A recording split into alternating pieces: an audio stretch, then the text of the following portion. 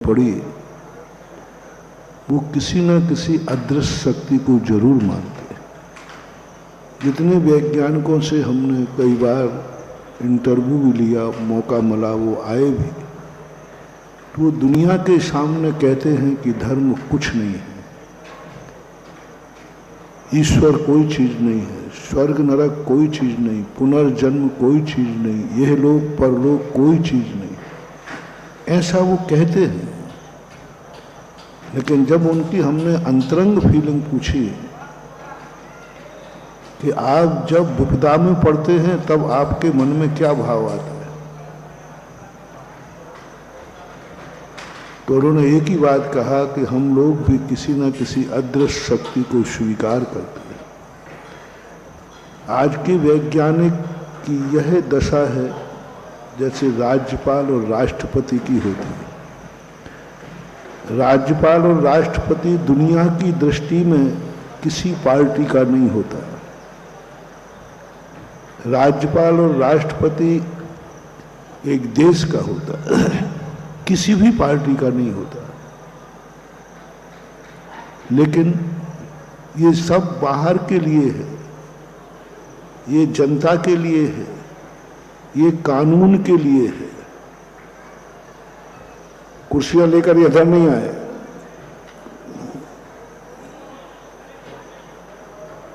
भाई व्यवस्था करो, कुर्सियां इस तरफ, बीच में कुर्सियां नहीं।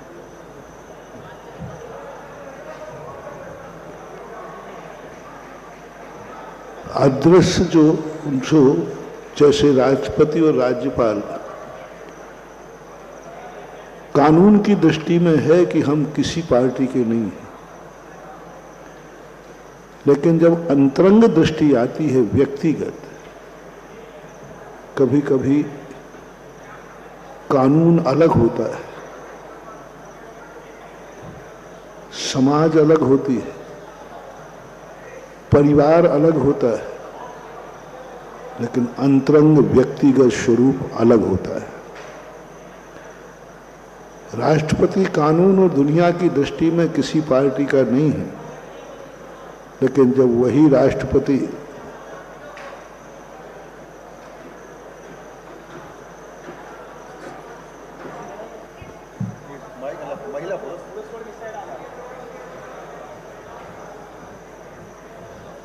सारे पुरुष इस तरह बजाओ।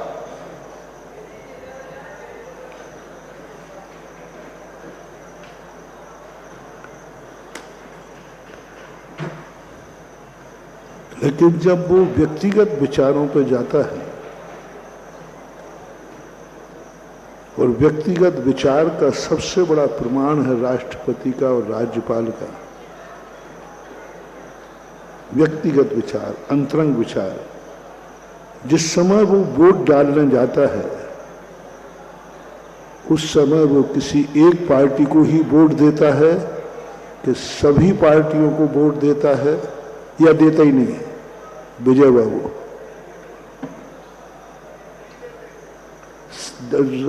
राष्ट्रपति वोट नहीं डालता क्या? डालता है।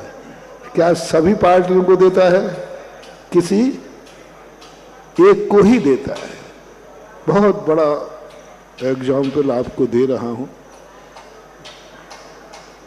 कानून की दृष्टि से राज्यपाल राष्ट्रपति किसी पार्टी का नहीं है, दुनिया की दृष्टि पे नहीं, लेकिन जब अंतरंग दृष्टि आती है तो किसी एक पार्टी को ही वोट देता है। ये सबको मालूम है, कानून को भी मालूम है, जगत को मालूम है कि राष्ट्रपति का अंतरंग अलग है और पद अलग है। राष्ट्रपति पद किसी का नहीं है, लेकिन राष्ट्रपति पद पर बैठने के बाद उसके दो रूप बन जाते, एक व्यक्तिगत और एक राष्ट्रगत। यदि व्यक्तिगत स्वरूप हटा दिया जाए तो राष्ट्रपति जिंदगी जी नहीं पाएगा, क्योंकि व्यक्तिगत रूप में वह राष्ट्रपति यदि है, नहीं चलेगी उसकी जिंदगी। घर जाकर उसको बेटा ही बनना पड़ेगा, घर जाकर उसे पिता बनना पड़ेगा, घर जाकर उसे पति बनना पड़ेगा, घर जाकर उसे मामा भांजा बनना पड़ेगा, घर जाकर उसे कुंवर साहब बनना पड़ेगा। कितने संबंध हैं जो व्यक्तिगत होते हैं। महत पद होता है, उस पद के लिए आप कुछ भी कह दीजिए। और जिंदगी पद से नहीं चलती, अंतरंग परिणामों से चलती है। इसी प्रकार ये वैज्ञानिक जितने भी लोग दुनिया में हैं, इनके बाहर के पोज होते हैं कि मैं धर्म को नहीं मानता हूं, मुझे धर्म से कोई विश्वास नहीं है, मैं यह लोक परलोक नहीं मानता हूं। लेकिन जब ये मुसीबत में पड़ते हैं, जब अंतरंग दशा इनकी प्रकट होती है, जब इनका बेटा बीमार होता है, जब पिता का मरण होता है, मैंने बड़े बड़े वैज्ञानिकों से पूछा कि आपके पिताजी का मरण हुआ, आपने उनके पिताजी के मरण पर कुछ अनुष्ठान किया? तो सबने किया। उनको भी जलाया गया, रीति रिवाज से जलाया गया। उनका भी चेट का पूजा जाता है, वैज्ञानिकों के चेट के पूजे जाते हैं। वहां उनके परिवार के लोग, दुनिया के लोग वहां जाकर दीप जलाते हैं। इसका अर्थ है कि वो जान रहे हैं कि वह आत्मा कहीं ना कहीं जीवित है। ये उदाहरण मैं इसलिए दे रहा हूं कि आज व्यक्ति अपनी अंतरंग पोजीशन को भूल करके बाहरी पोजीशन को अपनी अंतरंग पोजीशन बना रहा है। बाहरिक शौक में बाद में आज एक स्टैंडर्ड मेंटेन है, एक स्टैंडर्ड मेंटेन लोगों ने बना लिया। अपने आप को बड़ा अच्छा स्टेटस मानते हैं कि मैं बहुत अच्छा, मैं धर्म कर्म को नहीं मानता। इसमें वो समझता है कि मेरी पोजीशन बढ़ रही है, लोग मुझे वैज्ञानिक समझेंगे, लोग मुझे समझदार समझेंगे। एक फैशन चला है, जो मंदिर जाते हैं या धर्म करते हैं उनकी मजाक उड़ाते हैं। ये तो सब अतीत की कहानियां हैं, ये तो सब बैकवर्ड है, बैकमैन है, और स्वयं को अपने आप ही पेश करते हैं कि मैं धर्म को नहीं मानता, मैं स्वर्ग नरक को नहीं मानता। यह जो पोजीशन आज समाज की बनती जा रही है, ये सब दिखावा है, ये सब दिखावा है। जिस दिन उनकी जिंदगी में मुसीबत आती है, फिर भगवान के तो क्या, गधे के भी पैर धोते हुए पाए जाते हैं। मंदिर तो क्या, किसी पेड़ पौधे को भी पूजते पाए जाते।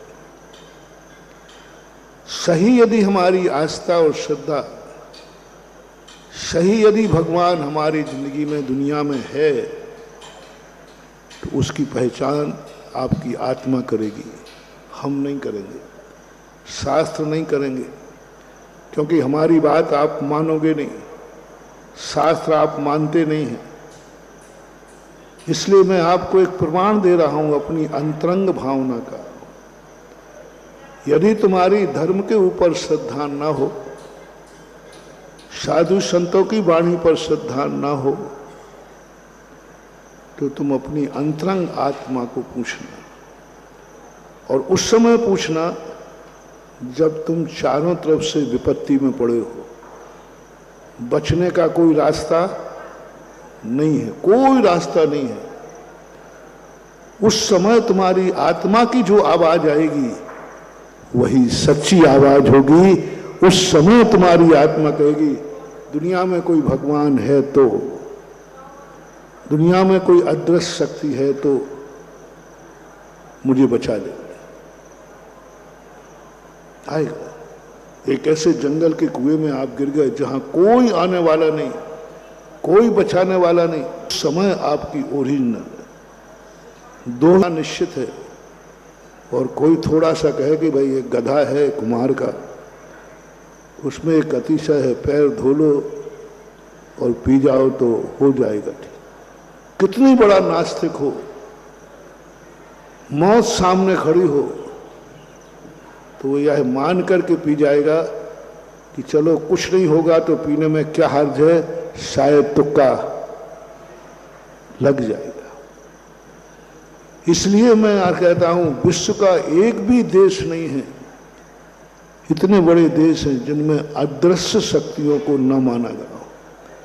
आप लोग नेटवर्क देखते हैं, सारा विश्व देखते हैं।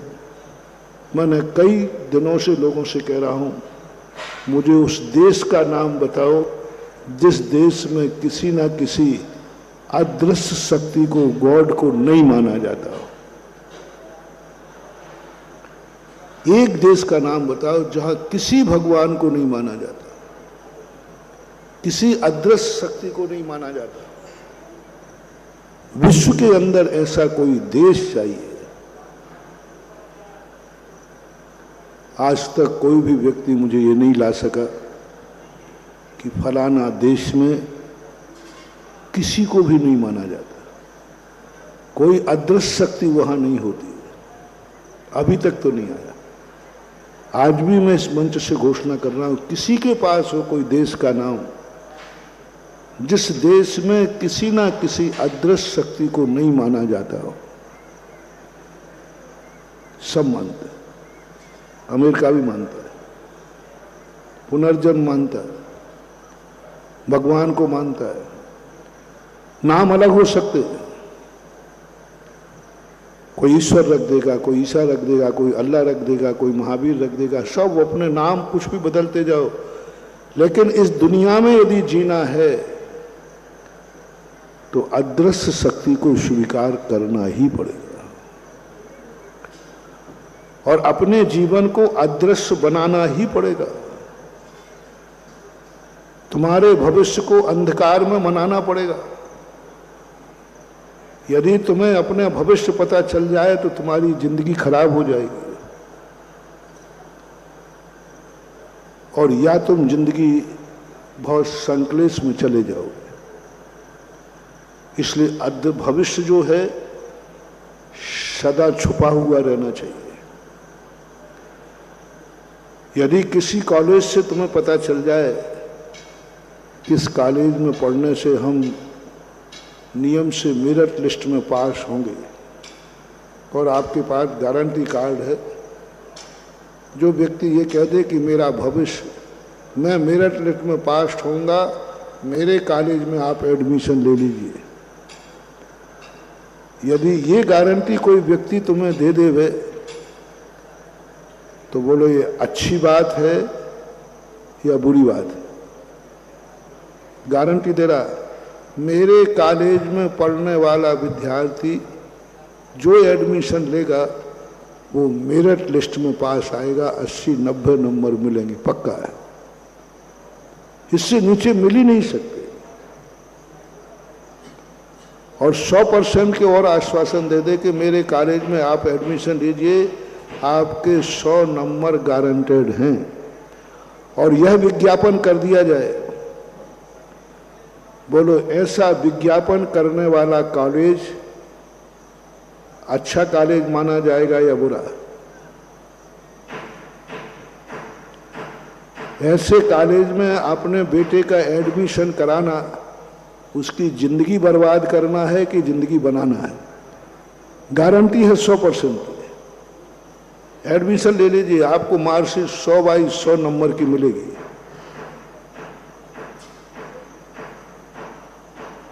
ये लुभावना आकर्षण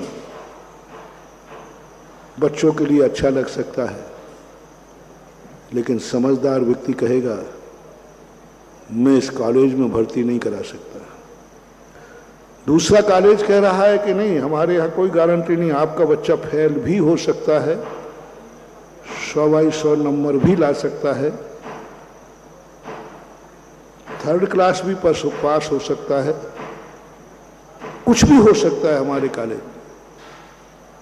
हम दोनों में से एक कॉलेज में आपको एडमिशन लेना है। एक कॉलेज में कोई गारंटी नहीं है, 100/100 नंबर भी आएंगे, फेल भी हो सकता है। और एक कॉलेज कह रहा है नहीं, मेरे कॉलेज में हर व्यक्ति 100/100 नंबर ही लाएगा, ये गारंटी दे रहा है। आप अपने बेटे को किस कॉलेज में भर्ती कराएंगे? नियत वाले में कि अनियत वाले में? जोर से बोलो। हैं? मूर्ख होगा तो नियत वाले में कराएगा, बस वही जिंदगी का विनाश करेगा। क्योंकि जब गारंटी मिल चुकी है कि भाई 100/100 नंबर आना है, तो बच्चा कभी पढ़ने वाला क्यों पढ़ेगा? जब गारंटी है तो पढ़ने का सवाल ही नहीं होता। बच्चे का विनाश हो जाएगा, बच्चे की जिंदगी खराब हो जाएगी। आरक्षण की जब चर्चा आई, माइनॉरिटी की जब चर्चा आई, तो मेरे पास बहुत बड़े बड़े नेता आए, बोले महाराज आप जैन समाज के लोग आरक्षण क्यों चाहते? आरक्षण तो उन गरीबों के लिए दिया जाता है। मैंने कि मैं नौकरी के लिए आरक्षण नहीं चाहता। मैं तो इस पक्ष का विरोधी हूं, जैनियों को कभी भी किसी भी चीज में आरक्षण नहीं मिलना चाहिए, क्योंकि आरक्षण तुरंत अच्छा लगता है लेकिन भविष्य की जिंदगी खराब कर देता है, बहुत खराब कर देता है। जब एक बार मेडिकल में आरक्षण की चर्चा चली, मानव संसाधन मंत्री शायद अर्जुन सिंह थे, उन्होंने एक बात की चर्चा की, तो वो एक बार आए तो उनसे मैंने कहा क्या आप डॉक्टर को आरक्षण में बनाओगे? बोले महाराज जी बनाना पड़ेगा, क्योंकि बहुत लोग हैं जो इतना अच्छी पढ़ाई ऊंची नहीं कर पाते। तो मैंने कहा एक शर्त पर बना, मैं आशीर्वाद दे दूंगा, आप अपना फैमिली डॉक्टर उसी को रखना जो आरक्षण में पास हुआ हो। बस यदि आप ये वचन देते हैं तो मैं आपके लिए मानूंगा कि आप सही। तो मैंने कहा महाराज जी मेरे अपने परिवार की क्या जिंदगी खराब करना है? मैंने कहा बस तुम्हारी आत्मा ने बोल दिया। जितने आरक्षणों के प्रसंग उठाए, उनके घर में कभी भी डॉक्टर आरक्षण का नहीं था, इंजीनियर आरक्षण का नहीं था, मास्टर आरक्षण का नहीं था, सब सवर्ण थे। आरक्षण जिंदगी का बहुत बड़ा खतरा है। जिस दिन उसको नौकरी नहीं मिली उस दिन दुनिया कोई पूछने वाली। इसलिए अपनी जिंदगी को कभी नियत मत करना। तो एक उदाहरण दे रहा हूं, अपने भविष्य को कभी निश्चित मत करना। अपने मन में मैं सदा कहता हूं ये दो धारणाएं जिंदगी की सबसे अपशगुन हैं। किसी कार्य करते समय यदि ये भाव आ गया कि जो होना है सो निश्चित है, जिंदगी का संसार का सबसे बड़ा अमंगल सूत्र है। जैसे ही तुम्हारे मन में ये भाव आएगा, बस उसी दिन से तुम्हारा डाउनफॉल चालू हो जाएगा, उसी दिन से विनाश चालू हो जाएगा। दूसरा पॉइंट जो भारत में चलता है, जो कुछ हो रहा है भगवान की मर्जी से होगा। ये दुनिया भगवान की मर्जी से चलती है, ये जिंदगी का सबसे अशुभ वाक्य है। अपनी जिंदगी का यदि डाउनफॉल चाहिए, विनाश चाहिए है, तो किसी कार्य को शुरुआत करते समय ये भाव आ गया, होना तो वही है जो भगवान की मर्जी है। बंदियों जिंदगी बहुत खतरे में पड़ जाएगी, कुछ नहीं, सब खत्म तुम्हारा। तीसरा पॉइंट है, जैन दर्शन के अनुसार जो किस्मत में लिखा है वह होगा। जो किस्मत में लिखा है वह होगा, यह भाव यदि तुम्हें कार्य करते समय आ गया, समझ लेना तुम्हारी जिंदगी जीरो, कुछ भी नहीं, सब खत्म हो गया। जिंदगी में ये तीनों वाक्य कभी नहीं आना देना। भगवान समय पर जो होना है वह होगा, भगवान की मर्जी है वह होगा, किस्मत में जो लिखा है वह होगा। ये कोई चीजें नहीं बनती।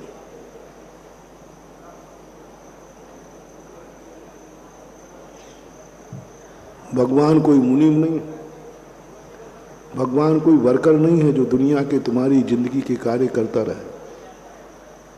समय में कुछ नहीं होता है। समय एक घड़ी है जो मात्र एक इंडिकेटर है, मात्र एक संकेत है, और किस्मत कोई चीज होती नहीं। सारी दुनिया में से जितने भी हतोत्साहित लोग हैं, वे 3 जिंदगियों से, 3 कारणों से अपनी जिंदगी बर्बाद कर रहे हैं। ये कभी पुरुषार्थ नहीं करेंगे। एक वर्ग था हमारे यहां जिन्होंने बड़ा स्वाध्याय करते थे, जिन्हें आप लोग कंजाइस्ट कहते हैं। उन्होंने नियतवाद का नारा लगाया, जो होना है वह निश्चित है। इसका परिणाम ये निकला कि आज तक उनके संप्रदाय में, उनके विचारों में एक ने भी मुनि बनने का भाव नहीं किया, वृत्ति बनने का भाव नहीं किया, त्याग करने का भाव नहीं है। क्योंकि उनकी धारणा बन गई, जो होना है सो, और जिस दिन हमारा नियत हो जाएगा हम बन जाएंगे। मात्र एक कारण है उनके यहां। लोगों ने पूछा कि महाराज, ये लोग इतने स्वाध्यायशील होकर के चारित्र की तरफ क्यों नहीं बढ़ते, पुरुषार्थ क्यों नहीं करते? मैंने उनकी पूरी मनोवैज्ञानिक थ्योरी का अध्ययन किया। मात्र एक कारण है कि वो नियतवाद को मानते हैं। सब क्रमबद्ध पर्याय है, जो होना है सब निश्चित है। मात्र इतनी सी भूल के कारण से वो अपनी आत्मा की शक्तियां खो रहे हैं। आत्मा उस समय बहुत हिरास को प्राप्त हो जाती है। आत्मा की जो निज शक्ति है, वह जो जागृत करना चाहते हैं, वो जागृत होगी नहीं, क्योंकि तुमने अपनी जिंदगी नियत के हवाले कर दी। अब हमें कुछ करना ही नहीं। आत्मा कहती क्या करना, होना वही है जो होगा। अपनी जिंदगी का उत्थान चाहते हो तो पूज्यवर अकलंग स्वामी ने राजवार्तिक के अंतर इस बात का संकेत दिया कि संसार में कुछ भी नियत नहीं है, सब अनियत है। मोक्ष जाने का काल नियत नहीं है, मंदिर जाने का काल नियत नहीं है, खाने पीने का काल नियत नहीं है, सोने उठने बैठने का काल नियत नहीं है, जन्मने का काल नियत नहीं। गजब तो जब है, आज तक किसी भी तीर्थंकर के सौधर्मेंद्र ये घोषणा नहीं कर पाया कि भगवान का किस दिन जन्म होगा। मैंने एक शोध किया, ये तो घोषणा कर दी कि ये फलाना जीव इतनी तारीख को मरेगा तो इस दिन उस गर्भ में आएगा, लेकिन गर्भ में आने के बाद सौधर्मेंद्र ये नहीं कह सकता है इन भगवान का जन्म किस तारीख में होगा। 9 माह में नहीं, बहुत सारे तीर्थंकर 10वें माह में जन्मे, कोई 9.5 माह में जन्मा, कोई तारीख नहीं। सौधर्मेंद्र कहता है नहीं कर, अवधिज्ञानी है। माता पिता को भी अवधिज्ञान होता है कुछ को, वो अवधिज्ञान से नहीं जान पा रहे हैं कि ये बालक आज गर्भ में आया है, इसका जन्म कब होगा। जन्म की तारीख घोषणा नहीं कर सकते तीर्थंकरों की, अनियत का।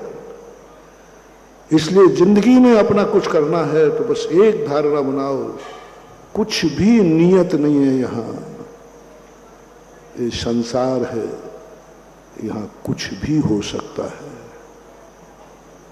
ये संसार है, यहाँ कुछ भी किया जा सकता है। ये संसार है, किसी के साथ कोई भी कुछ भी कर सकता है। जिंदगी का एक सूत्र, मोटिवेशन। पूज्यवर कार्तिकेय स्वामी अनित्य भावना में यही बात कहते हैं। अकलंग स्वामी ने तो स्पष्ट सूत्र दिया, मंत्र दिया, वार्तिक बना दिया कि तुम अपनी जिंदगी में सबसे पहले एक ही बात करो, इस दुनिया में कुछ भी नियत नहीं है, कुछ भी निश्चित नहीं है। नियत यदि कोई है तो कारण कार्य की विवक्षा है। निश्चयेन यत्नम इति नियतम, जो कार्य जिस कारण से होता है वही होगा। आंख से ही देखा जाता है, कान से नहीं, ये कारण है। आंख ही देखती है, कान नहीं देखता, कान ही सुनता है, आंख नहीं देखती, ये कारण है। लेकिन क्या देखेगी ये नियत नहीं है, कैसा देखेगी ये नियत नहीं है, कब तक देखेगी ये नियत नहीं है। अभी हाल आंख में धूल चली जाए तो दिखना बंद हो जाए, कोई नियत नहीं है। दूसरी बात, भगवान के भरोसे कभी जिंदगी मत डालना, भगवान के भरोसा कभी मत करना। सबसे ज्यादा यदि व्यक्ति है तो उसका नाम भगवान है, जिस पर कभी भरोसा मत करना, मानो कभी भरोसा नहीं करना। यदि दुनिया में कोई बिना काम की कोई चीज है, जिस कोई काम की नहीं है अपनी जिंदगी में, उसका नाम है भगवान। किसी काम का नहीं। ये सब तुम्हारी भक्तियां हैं, सब कहने की बातें हैं, उस पर कभी अपनी जिंदगी का भरोसा मत करना, क्योंकि भगवान उस दशा को प्राप्त है जो किसी को भरोसा दे ही नहीं सकता। वो भरोसा मंद जीव व्यक्ति नहीं है। और सारी दुनिया किस पे भरोसा करती है? बस यही तो बेटा तुम्हारी गड़बड़ी है। अरे अपने भाई पर भरोसा कर लेना, पड़ोसी पे भरोसा कर लेना, दुश्मन भी यदि झूठ बोले तो भरोसा कर लेना, लेकिन भगवान पर भरोसा मत करना, क्योंकि भगवान वह शक्ति है जो कुछ भी करने की शक्ति खो चुका है, खो चुका। उसके पास ज्ञायक शक्ति है, कर्तृत्व शक्ति खो चुका। उसी के लिए तो तपस्या की। मेरे हाथ में मैं कुछ कर सकता हूं, मैं अच्छा कर सकता हूं, मैं बुरा कर सकता हूं, इसी परिणति तो खोने के लिए उन्होंने साधना की। कोई व्यक्ति साधना क्यों कर रहा है? एक ही मात्र कारण है कि मेरे करने कराने की, बनने बनाने की, मिटने मिटाने की जो शक्ति है यह खत्म हो जाए, खत्म हो जाए। इसी के लिए हम साधना कर रहे हैं। भगवान ने यही साधना, यही तपस्या की कि मैं करता हरता धरतापन से ऊपर उठ जाऊं, ना मैं किसी की जिंदगी बनाऊंगा ना मिटाऊंगा, ना मेरी जिंदगी कोई मिटा सकता है ना मैं किसी की मिटा सकता हूं। जब उन्होंने साधना का फल पा लिया तो हम क्यों उनके भरोसे रहें? उसको कुछ करना ही नहीं है, बस वो देखेगा, साक्षी बनेगा, क्योंकि वो ज्ञायक स्वभावी है, वो ज्ञान योग में हो गया। उसके पास शरीर नहीं है, उसके पास इंद्रिय नहीं है, उसके पास मन नहीं है, उसके पास कान नहीं है जो तुम्हारी वेदना को सुन सके। वो ज्ञान से जानता नहीं है दुनिया को, अपनी आत्मा को जानता है। कुछ नहीं है उसके पास। ज्ञान शरीरी त्रिविध कर्ममल, वर्जित सिद्ध महंता, ते हैं निकल अमल परमात्म, भोग शर्मनंद। ज्ञान ही जिसका, और ज्ञान काम कभी, ज्ञान कुछ करता नहीं, ज्ञान जानता है, वो जान रहे। अपन उनसे कहेंगे भगवान मैं मर रहा हूं, तो वो कहता मैं देख तो रहा हूं कि तू मर रहा है। मर रहा है वो, मरता हुआ देख लेंगे, बस बचाएंगे नहीं करेंगे नहीं वो कुछ। इसलिए ग्रस्त लोग सिद्ध भगवान का ध्यान नहीं करते, सिद्ध भगवान की भक्ति नहीं करते, क्योंकि सबसे बड़ा भगवान है लेकिन वो किसी काम का नहीं है। अब तीसरी बात जो है, किस्मत का भरोसा नहीं करना। किस्मत एक ऐसी गंदी चीज है इसमें सब कुछ गंदा ही लिखा हुआ है। सब कुछ अतीत में ऐसे जब कर्मों की व्यवस्था पढ़ते हैं तो अतीत में ऐसे ऐसे कर्म किए हैं, उस किस्मत से कभी अच्छी की कल्पना मत करना। सामान्य रूप से कुछ विशेष व्यक्तियों को छोड़कर 99% किस्मत लोग बुरी ही लिखा के आते हैं। और जिस युग में अपन बैठे हैं, कल युग में, नियम से बहुत गंदी संसार में जब सबसे गंदी पे किस्मत जिसकी होती है उसको पंचम काल में जन्म मिलता है। सबसे गंदी किस्मत है पंचम काल की, और हुंडा सर्पिन काल और हो तो और ज्यादा है। इसलिए किस्मत से तुम अच्छी जिंदगी की कामना मत करना। अब एक मोटिवेशन दे रहा हूं, एक हौसला जगाओ। मैं जो करूंगा वही होगा। मैं जो करूंगा वही होगा। मैं जो देखूंगा वही दिखेगा। मैं जो सुनूंगा वही सुनने में आएगा। मैं कुछ करने वाला हूं। मैं जो करूंगा वही होगा, किस्मत नहीं। मैं जो करूंगा, बस ऐसी जब आवाज तुम्हें उठ जाए, ऐसी अंतरंग से तुम्हें आवाज आ जाए, समझ लेना तुम्हारी जिंदगी का सबसे बड़ा सगुन है। तुम्हें सफलता मिलेगी निश्चित रूप से, सबसे बड़ा। मैं जो करूंगा वही होगा। मेरे परिणाम जैसे होंगे वैसे ही होगा। मैं जो करूंगा, बस मैं शब्द का प्रयोग करो। मैं चाहूं तो इस दुनिया को नरक बना दूंगा, मैं चाहूं तो स्वर्ग बना दूंगा। मैं चाहूं तो अपनी जिंदगी को पावन बना सकता हूं। मैं चाहूं तो पहली एक विशुद्धि, मैं कुछ अस्तित्ववान हूं, मेरी एक अहमियत है, मेरी एक सत्ता है, मेरी भी कुछ कामनाएं हैं और मैं भी कुछ कर सकता हूं। ऐसा परिणाम हर कार्य के लिए आना। मैं पढ़ूंगा तो पास होऊंगा, कॉलेज में गारंटी दी है, तुम्हें लुभा दिया, ठगी कॉलेज है वो। एक बार एक व्यक्ति ने पूछा, बोले महाराज जी मैं मुनि बनना चाहता हूं। पहले आप गारंटी लो कि मुनि बनने से आनंद आएगा कि नहीं। शास्त्रों में लिखा है कि मुनियों का परमानंद होता है। इंद्र नाग नरेंद्र वा अहमेंद्र के नाही कहो।